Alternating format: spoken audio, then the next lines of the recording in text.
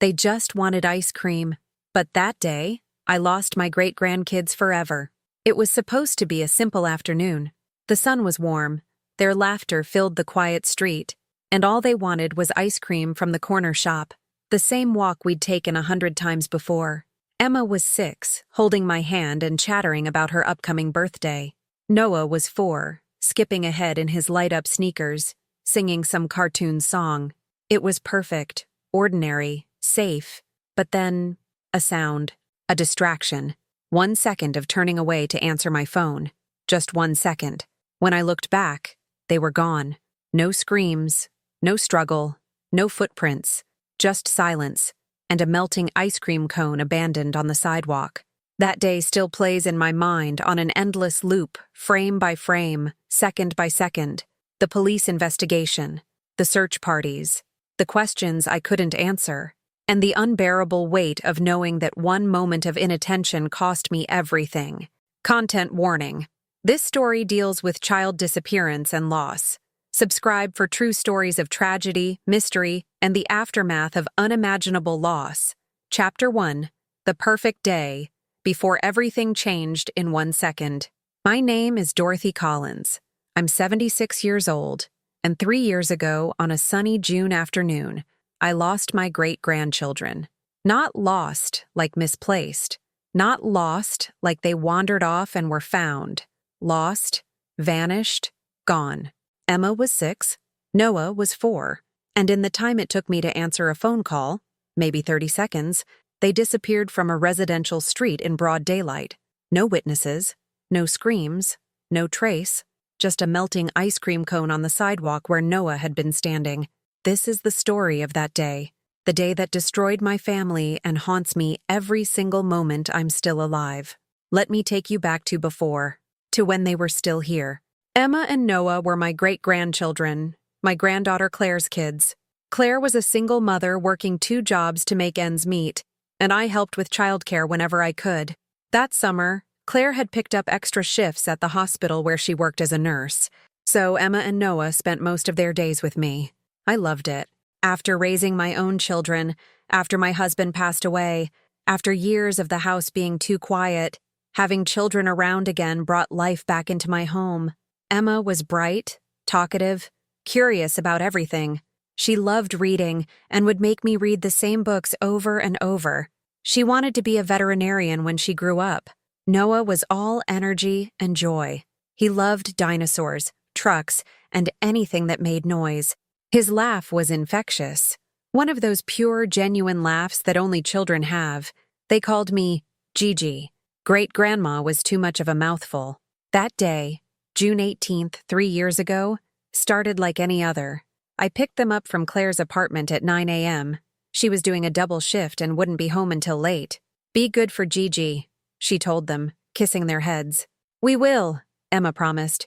"Can we get ice cream later?" Noah asked. Claire looked at me and I nodded. "If they're good, they're always good," I said. They really were. Sweet, well-behaved kids. We drove to my house, a small bungalow in a quiet Charleston neighborhood. Tree-lined streets, friendly neighbors, the kind of place where kids could play outside safely. Or so I thought. We spent the morning doing typical summer day things. I made them pancakes for breakfast. We played in the backyard. I pushed Noah on the swing while Emma picked flowers to make a bouquet for her mom. Around noon, we came inside for lunch. Peanut butter and jelly sandwiches, apple slices, juice boxes. "Gigi, can we go to Mr. Peterson's now?" Emma asked. Mr. Peterson's was the corner store 3 blocks from my house. Old-fashioned place, run by the same family for 50 years. They had a small ice cream counter that the neighborhood kids loved. "After lunch and after you both rest for a bit," I said. But Gigi, "After rest time, that's the deal." They grumbled, but accepted it. That was the rule. Quiet time after lunch, then we could do something fun. Around 2:30 p.m., after they'd rested, Emma had actually fallen asleep for 20 minutes. Noah had looked at books quietly. We got ready to walk to the store. It was a beautiful day. Mid-70s, sunny, light breeze. Perfect weather for a walk. I made them put on sunscreen. Emma wanted to wear her new sundress with butterflies on it. Noah insisted on his light-up sneakers that flashed when he walked. Do you have your phone, Gigi? Emma asked as we headed out the door. I do. Why? In case Mommy calls. Your mommy's working, sweetheart. She won't call until tonight. But just in case.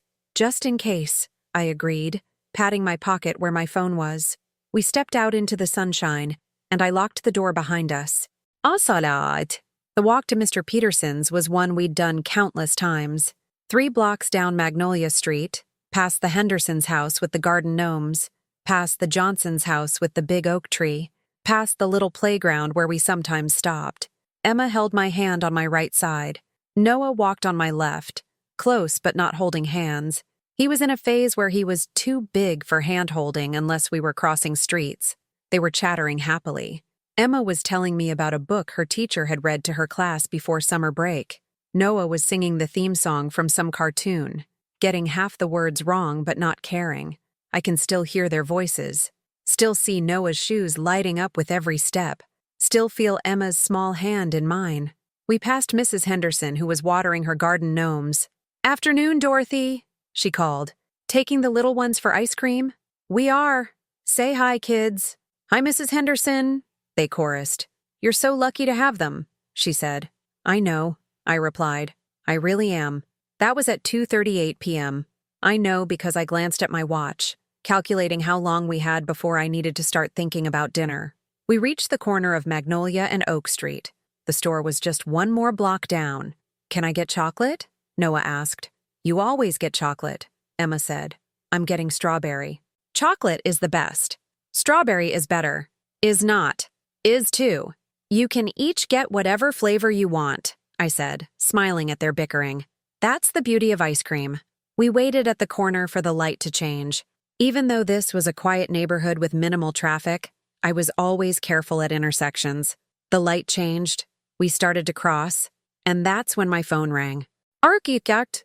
There I pulled it out of my pocket, glancing at the screen. Unknown number. I almost didn't answer, but something made me.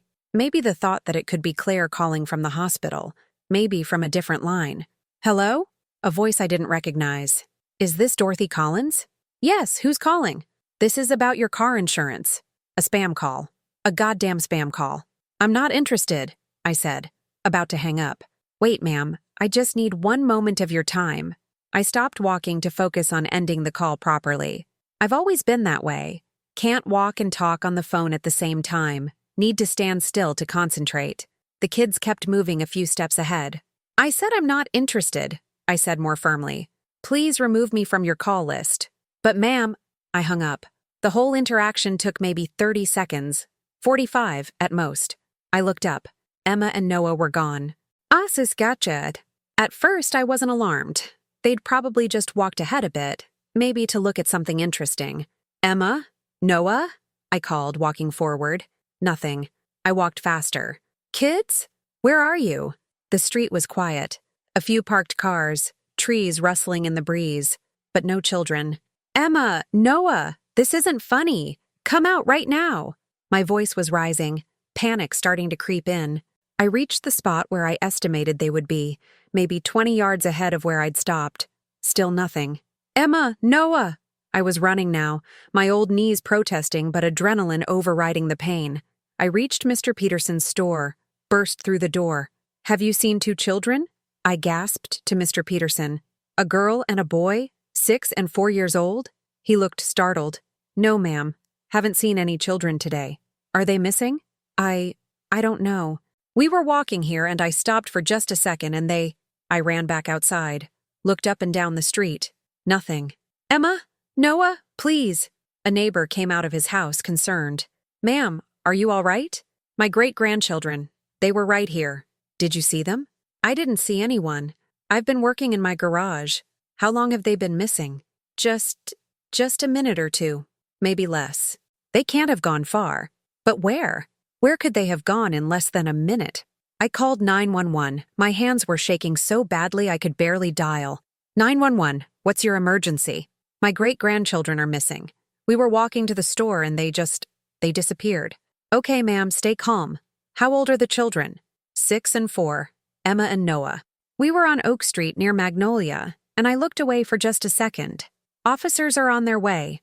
Can you describe what they're wearing?" Emma's in a sundress, white with butterflies. Noah's wearing a red shirt and shorts and light-up sneakers. My voice broke. Please, you have to find them. Please. Officers will be there in 3 minutes. Stay where you are. The police arrived 4 minutes later. By then, neighbors had come out, and we'd formed an impromptu search party, looking in yards, behind cars, calling their names. But there was nothing. No sign of them. It was like they'd vanished into thin air. Officer Martinez took my statement. You said you looked away for 30 seconds? Maybe less. I was ending a spam call. And they were right with you before that? Yes, right with me. Emma was holding my hand. Did you see any vehicles? Anyone on the street? No, no one. The street was empty. And they didn't say anything about going somewhere? Didn't run ahead to the store? No. And even if they had, Mr. Peterson said they never arrived. Officer Martinez's face was grave. We're going to find them, Mrs. Collins, but I need you to call their mother right away. Calling Claire was the hardest thing I've ever had to do. Mom? She answered on the second ring, surprised. Is everything okay? Claire, My voice broke. Something happened. What? What happened? Are the kids okay? They're missing. Silence. Then, what do you mean missing? We were walking to get ice cream and I stopped for just a second to answer my phone, and when I looked up, they were gone. Gone? What do you mean gone? The police are here. We're searching. I'm coming. I'm leaving work right now. Don't move. I'm coming.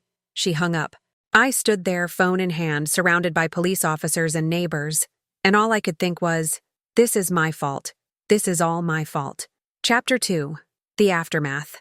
When Guilt Becomes a Life Sentence. The first 48 hours were a blur of police interviews, search parties, and media coverage. Claire arrived within 30 minutes, having left the hospital mid-shift. When she saw me, she didn't say anything, just stared, her face a mask of horror and disbelief. Where are they? She whispered. I don't know. I'm so sorry, Claire. I'm so sorry. You lost my children? I looked away for 1 second. 1 second? How do you lose 2 children in 1 second? She wasn't yelling. That might have been easier. She was speaking in this dead, hollow voice that was somehow worse than screaming. We're going to find them, I said. The police are doing everything. You were supposed to keep them safe. That was the one job. Keep them safe. By nightfall, the search had expanded. K-9 units, helicopters, volunteers combing every street, every yard, every wooded area within a 5-mile radius. They found nothing. No trace. No clothing. No sign of a struggle. Nothing. It was like Emma and Noah had simply ceased to exist. The only piece of evidence, if you could call it that, was Noah's ice cream cone. One of the search volunteers found it on the sidewalk about 15 feet from where I'd been standing when I answered the phone. It had melted into a puddle, but the cone was still intact, and there were no other marks or signs around it. Just the cone. Abandoned. The police investigation was thorough and brutal. They questioned me for hours. Every detail of that day. Every second of the walk. Every person I'd seen or not seen. You're certain you didn't see any vehicles? I'm certain. No one walking on the street? No one. And the children didn't mention anything unusual that morning? Didn't say they wanted to go somewhere else? No, they wanted ice cream from Mr. Peterson's. That's all. They reviewed security footage from every business in the area. There wasn't much. Most of the cameras pointed at storefronts, not streets. And the few that did capture street views showed nothing unusual. They interviewed every neighbor. No one had seen the children. No one had heard anything suspicious. It was as if Emma and Noah had been plucked from the earth by invisible hands. The media picked up the story immediately. 2 children vanish in broad daylight was the headline on every news channel. My face was everywhere. Photos of Emma and Noah were on every billboard, every news broadcast, every social media platform. Amber alerts went out across 3 states. Tips poured in, hundreds of them. Police followed up on every single one. Possible sightings, suspicious vehicles, people claiming to have information. All dead ends. Claire moved back in with me that first week. Not because she wanted to be near me, but because the police suggested we stay together in case the kidnappers tried to make contact. We barely spoke. She couldn't look at me without her face crumpling, and I couldn't look at her without being crushed by guilt. At night, I could hear her crying in the guest room. Sometimes she'd scream, just raw, primal screams of grief and rage. I wanted to go to her, to comfort her, but I was the reason she was screaming. My negligence, my 1 second of inattention. The weeks passed, then months. The media attention gradually faded. The search parties dwindled. The police continued investigating but had no leads. Emma and Noah joined the heartbreaking statistics of children who vanish without a trace. Claire eventually moved out, got her own apartment. We barely spoke after that.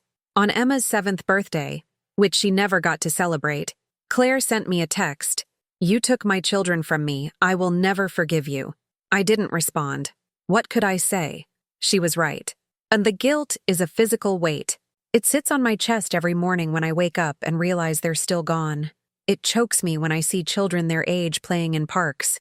It crushes me when I pass Mr. Peterson's store.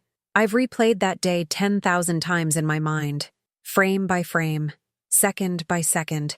If I hadn't answered the phone, if I'd told the spam caller to fuck off immediately instead of trying to be polite, if I'd kept holding Emma's hand, if I'd made Noah hold my other hand, if we'd never gone for ice cream at all.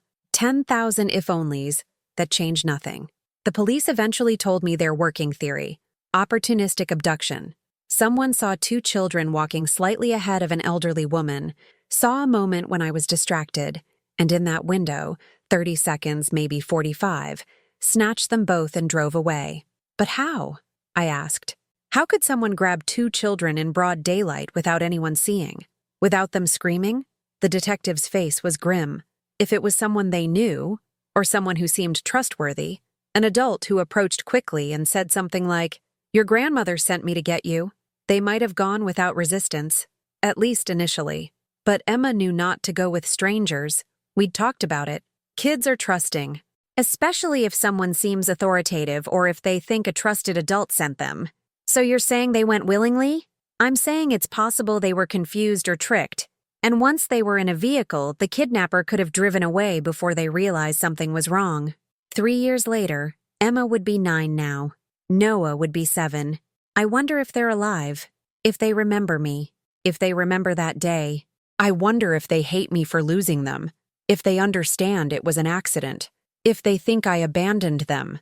I wonder if they're together, or if they were separated, if they're being cared for or hurt, if they're in the country, or if they were trafficked internationally.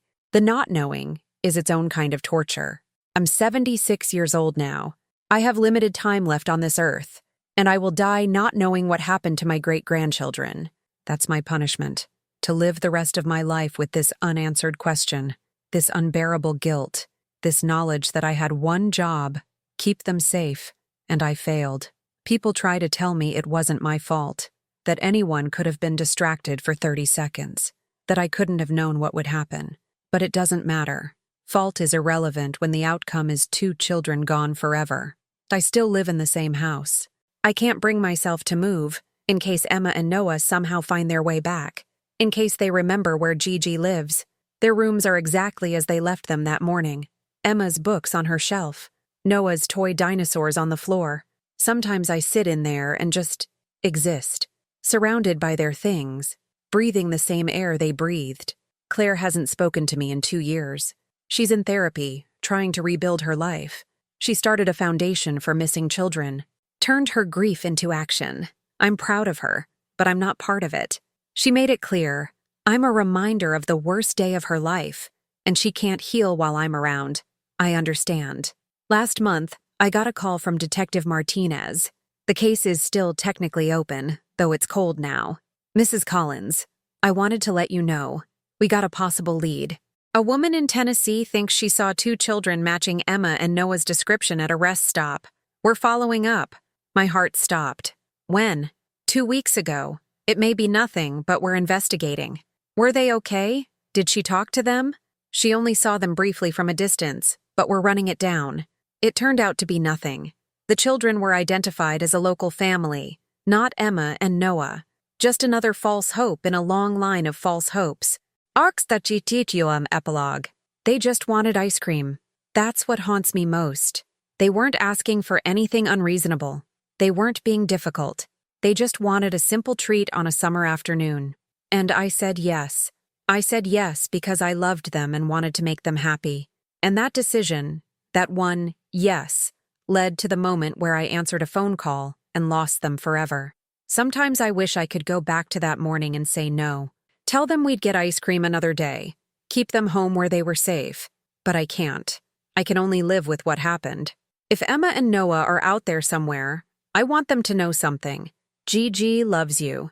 Gigi has never stopped looking for you. Gigi thinks about you every single second of every single day. And Gigi is so sorry. I failed you in the worst possible way. I let you down when you needed protection most. And I will carry that failure for whatever time I have left. But I never stopped loving you. I never will. To anyone watching this, hold your children close. Don't take your eyes off them. Not even for a second. Because a second is all it takes. A phone call. A distraction. One moment of not paying attention. And everything can change. Everything can end. My name is Dorothy Collins. I'm 76 years old. And 3 years ago, on a sunny June afternoon, I lost my great-grandchildren. They just wanted ice cream. I wish I could have given them that. I wish that day had ended with sticky faces and happy smiles and the walk home together. Instead, it ended with melted ice cream on a sidewalk and 2 empty chairs at my dinner table. Emma, Noah, if you're out there, please know, Gigi is still waiting. Gigi will always be waiting. Come home. Please come home.